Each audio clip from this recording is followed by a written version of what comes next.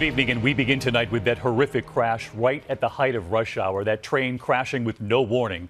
Passengers say it didn't even slow down.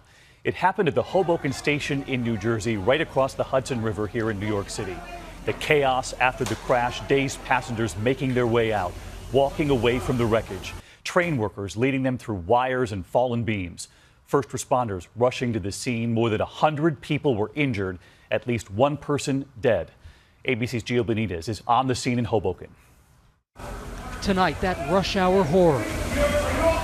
These are the terrifying first images of the mangled mess inside the train station. The packed commuter train speeding through the barriers and crashing into the station. Debris and wires everywhere. Passengers stunned. 7:23 this morning, train number 1614 carrying 250 passengers leaving Spring Valley, New York. 3 cars, 1 engine in the back. 8:05 a.m. surveillance video of the train shows it heading south toward the Hoboken station, where thousands of New York City commuters pass through every morning. As it approached the busy station at about 8:45 a.m., the train never slowed down. We approaching the station, so everybody's thinking the train is going to slow down, and just collided. The emergency calls began pouring in. We have a train that has gone through the station. We got multiple walking wounded. We got serious structural damage here at Hoboken Terminal. Transit employee Michael Larson watched it all from about 30 feet from the station. It went through the air, traveled about another 40 feet, and the train flying into the depot. Just kind of couldn't believe what I was seeing.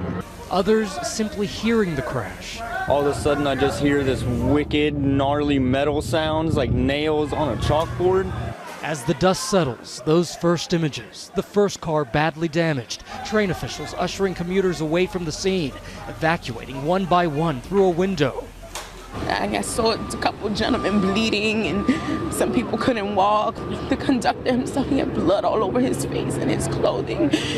First responders descending on the scene, assessing damage. Further down, peering into the train windows, looking for more survivors, some still stuck inside. We ran over, and there were a lot of people kicking out windows, trying to exit the train. Omar Mamoon was inside the train. It was shaking side to side and the lights went out. People were falling on top of each other. Right outside, the chaos. Police racing into the terminal as firefighters triage the injured sitting on the street. Ambulances racing to the scene.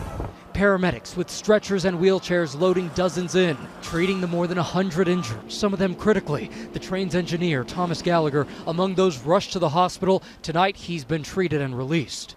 Many of those injured were on the platform, including one woman, 34-year-old Fabiola Bitar de Kroon from Hoboken, who lost her life after being struck by flying debris. Were they just waiting for the train? Probably got hit by the debris.